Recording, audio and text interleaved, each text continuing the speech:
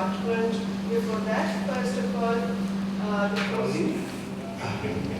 He received his BA, MA and MPhil in Comparative Literature from Jadavpur University. As a graduate teaching assistant and later as part-time faculty, he has developed and taught courses on world literatures, African literatures, African American literatures, and American immigrant fiction for the Department of Comparative Literature and Intercultural Studies and the Institute for African American Studies at the University of Georgia. He has also served as guest faculty with the Center for Studies in African Literatures and Cultures at Jadavpur University, where he taught courses on the music and poetry of the African diasporas. Over to you, Satish. Thank you so much, Kunalda.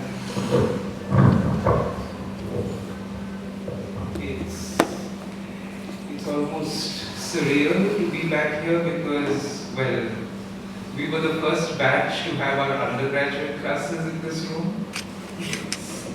And we used to, well, a whole bunch of us used to sit right there. And a very fond memory of this room is a person you guys don't know. Our Chitrakala would keep asking us to come to the friend. She used to teach Tamil in this department. So that's a story for later. So, I've been asked to speak about comparative literature and the pandemic, and I'll be very honest that approaching this question academically or through academic discourse is very difficult, and I would even go as far as saying that I find myself wholly incapable of doing that. What I have for you today is a series of reflections, essentially, that deal with living and working through the pandemic, which we still are, and a refrain that runs through these reflections, which comes from a novel that I was reading and teaching during the first series of lockdowns that we had, Beloved by Toni Morrison. And I'll start with that refrain and keep coming back to it. So, with that, let's begin. In this place, in this here place, we flesh. These words have never rung truer for me than during the pandemic. When the ongoing global COVID-19 pandemic was first declared an international public health emergency in January 2020, I was in Athens, Georgia, teaching for the Institute of African American Studies at the University of Georgia. In that spring semester, I was teaching a section of the Institute's introductory course in African American Studies. One of the themes we usually explored in my iteration of this course were the racialized constructions of precarity. In the novel Beloved by Toni Morrison, such precarity manifests in a myriad ways, but especially in the fraught nature of community building for formerly enslaved black folk during the Reconstruction era across the United States. Davy Suggs, a former slave and now an unchurched preacher, tries to bring together formerly enslaved folk together through her sermons in a clearing in a forest. She does not preach scripture, but her own gospel of a radical self-love. I call such a self-love radical in this specific context because it seeks to eventually undo the generational deprivation of love and care that left black folk emerging from slavery in America with indelible physical and emotional scars. It is not self-love as a remedy, but as a necessity for the survival of, as Toni Morrison elsewhere describes them, an unsettled and unsettling presence. In this here place, we flesh. When Davy Suggs was freed from her enslavement because Hattie, her son, was able to buy off her freedom, she had been, as we are told, broken in every possible way. She she arrives outside 124 Bluestone Road, which was probably an unnumbered house on an unnamed street in a state that was yet to call itself a state. This woman, who had known no home besides her place in the machinery of slavery, marveled at the thought that she would be living in a two-storied house. When she rises out of enslavement, the first thing she notices about her own body are her breath and her beating heart. This moment in particular would come back to haunt my imagination while bearing witness to the brutal killing of George Floyd at the hands of Minneapolis Police Department officer Derek Chauvin. In this sense, the pandemic has been a portal, as Arundhati Roy famously described. It was an unforeseeable rupture, as interruptions always tend to be. There was a sense that life as we knew it would never be the same again. But the world outside our little quarantine bubbles was saying something very different. On one hand, such a grinding halt had started to very quickly engender a different sense of routineness, while on the other, the continuities of systemic totalities were a devastating reckoning. Whether in the anxious and anxiogenic proliferation of verbiage, or in the retreats into overwhelmed and overwhelming silences, the resonant amplifications of dissonance, of grief, of fear, of horror, and abjection was simply deafening. In this here place, we flesh. As a comparatist, one already has a sense that we read differently. Endeavoring within the processes and practices of word working during the pandemic, especially during the early months of the pandemic, was particularly difficult. There was a mixed sense of immense futility and overpowering purpose. I became very keenly aware that of the subtle motions of my training in comparative literature through the experiential connections and resonances across the literary and phenomenal worlds one constantly and simultaneously inhabits. The one thing that became incontrovertibly clear to me was that while existence might be a tacit collective agreement to leave the abyss alone, it was constantly in the process of being re-circumscribed by the abject fear of looking into the abyss and being looked back at. In such a sense, it is not the abyss that is at the margins of our existence. Rather, it's quite the other way around. There are moments when we felt that the pandemic was bringing out the absolute worst in humankind the world over. But those of us who read in ways only we can have long already known these absences and the interminable tracings of their presence around us. When we march towards our figurative barricades to wage our ludic wars of defense or indefense of the humanities and the social sciences, deep down inside we are already keenly aware of the incommensurable poverty of our discursive lexica, in truly accommodating and addressing the humane in all its terrifying pluralities and infinitudes. Whether we consciously choose to acknowledge it or not, and why, is a whole other question.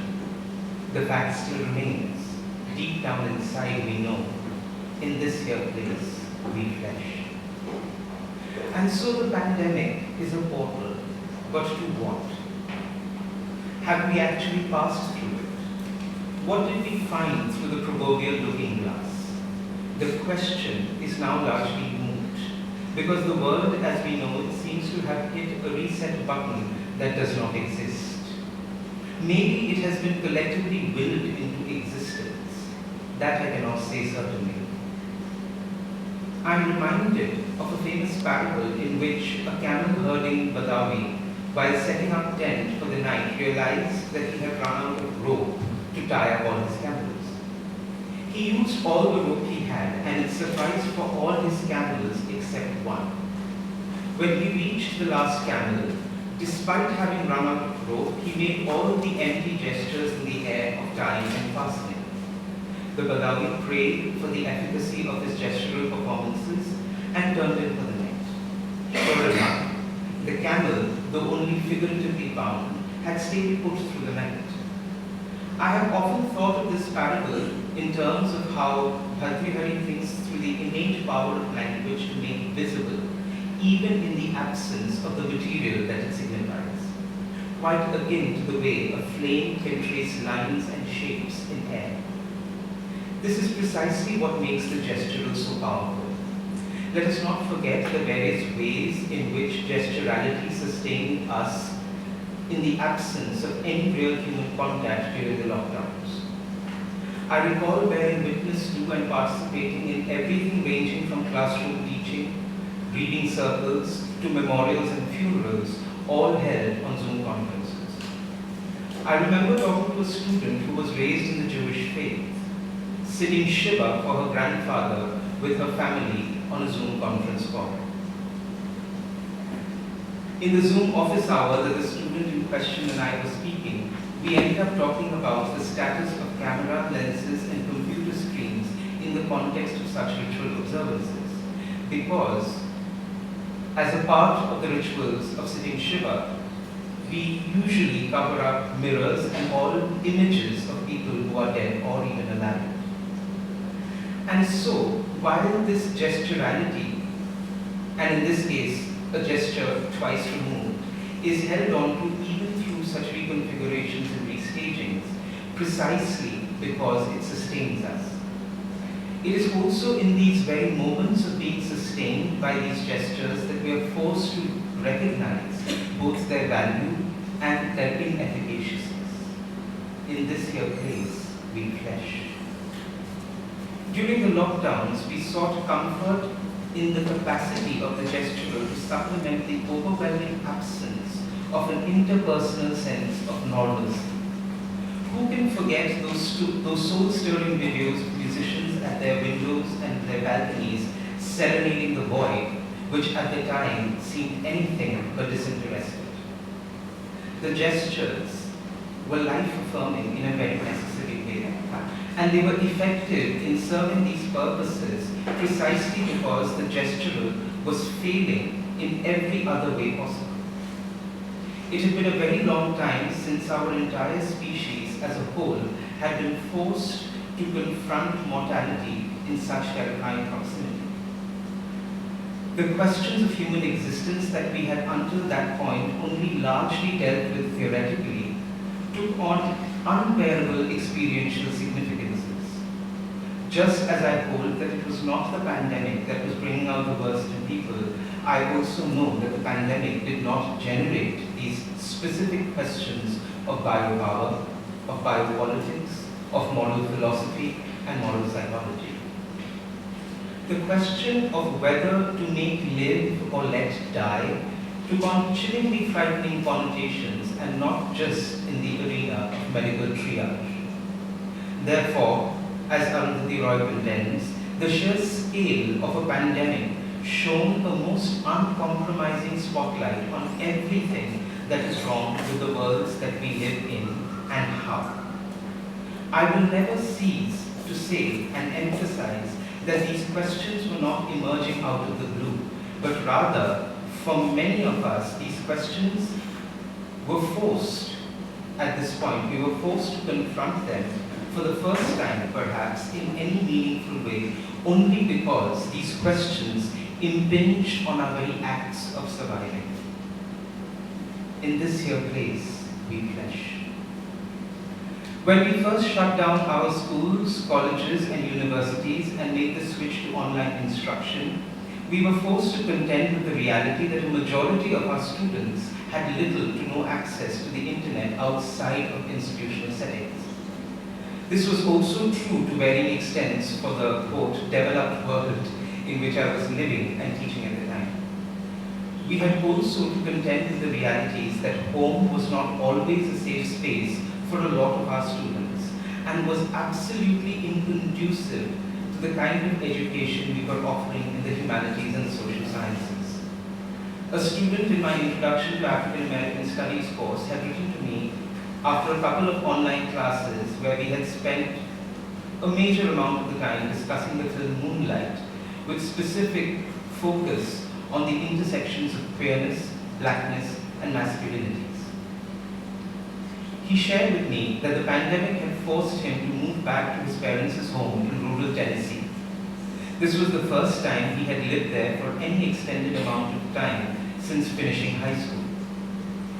He had written primarily to explain to me why he typed most of his responses during our Zoom classes. The part that stuck with me is when he said that his parents were learning for the very first time what they were actually paying for in the way of a college education, and they were most certainly not happy about it. Things started to look very different when the lockdowns began to lift. It was not that the threat of the contagion had been significantly mitigated.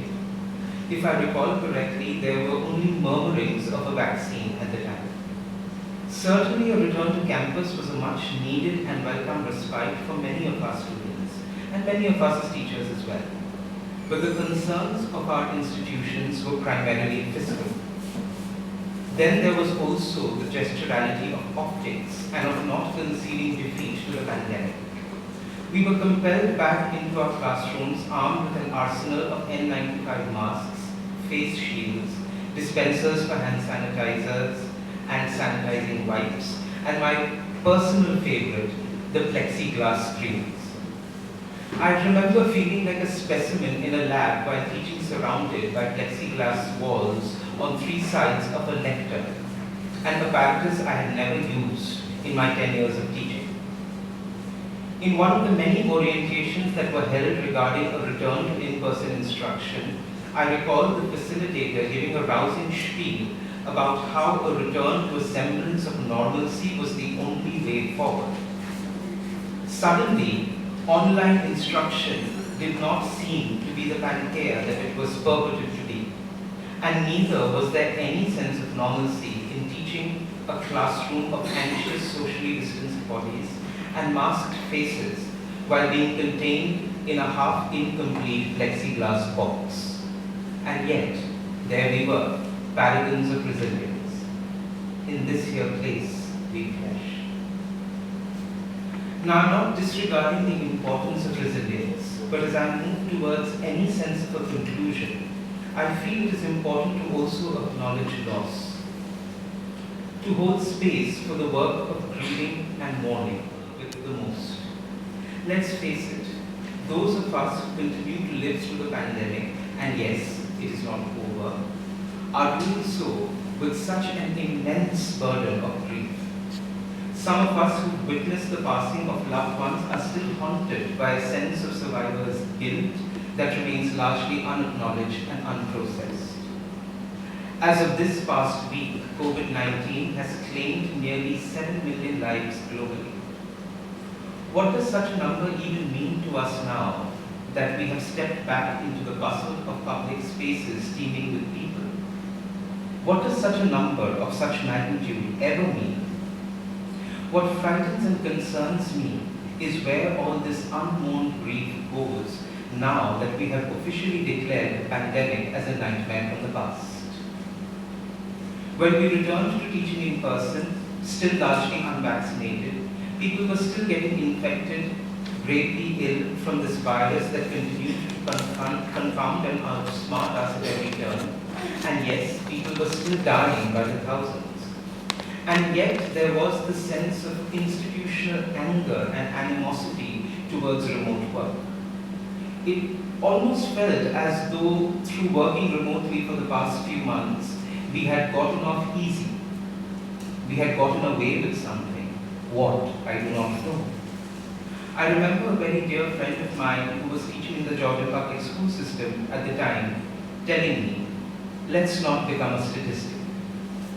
When one speaks of the ongoing COVID-19 pandemic today, one speaks largely retrospectively.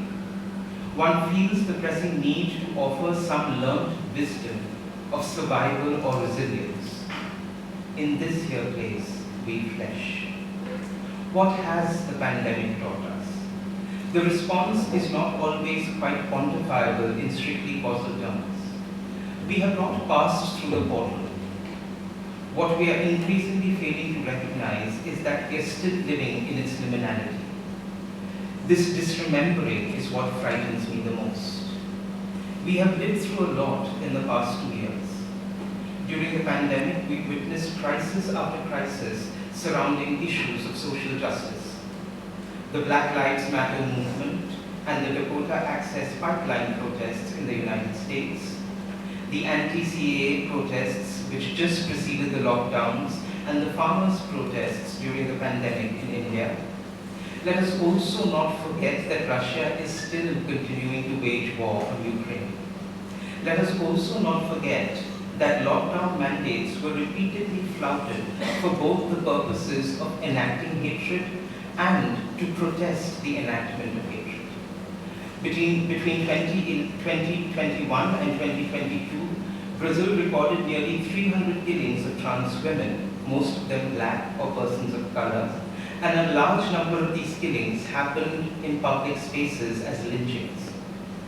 What I'm trying to say is that I do not have a definitive answer for you regarding what the pandemic has taught us. All I can say is that whatever it is that we do and our sense of how and why we do it can never be the same again. Though we may try to move on like nothing ever happened, the confrontations and recognitions of our own precarity and realizing the human costs in which our securities are paid for will always continue to haunt us. And this disremembering will not exorcise our past from our presence. As a humanist, as a comparatist, and as a human, all I can say is that the pandemic has constantly pushed me towards a search for the humane in powerful and unprecedented ways. It has repeatedly and relentlessly demonstrated for me what baby Suggs preached at the clearing in the warm Cincinnati summers enshrined among tall and lush trees, that in this here place we flesh that beeps, laughs, flesh that dances on bare feet in grass. Love it hard. Yonder they do not love your flesh, they despise it. They do not love your eyes, they just as soon pick them out. No more do they love the skin on your back. Yonder they flay it. And oh my people, they do not love your hands. Those they only use, tie, bind, chop off and leave empty. Love your hands, love them. Raise them up and kiss them. Touch others with them. Pack them together. Stroke them on your face, because they don't love that either. You got to love it, you. And no, they ain't in love with your mouth.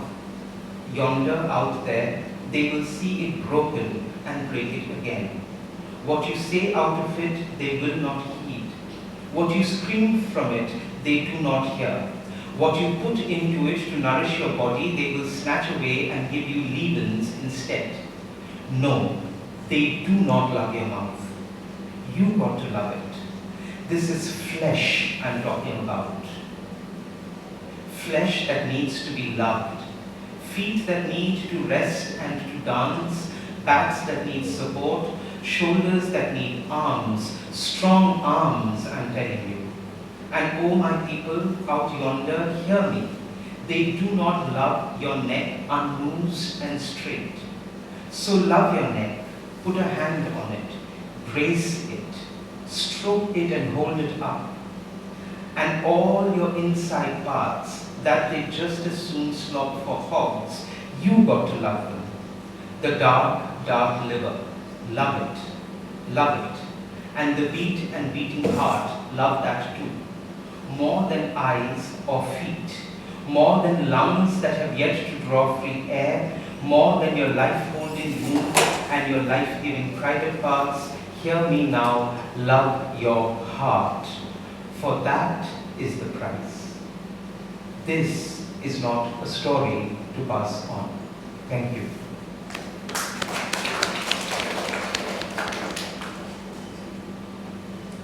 I would now hope that there will be some discussion on the presentation.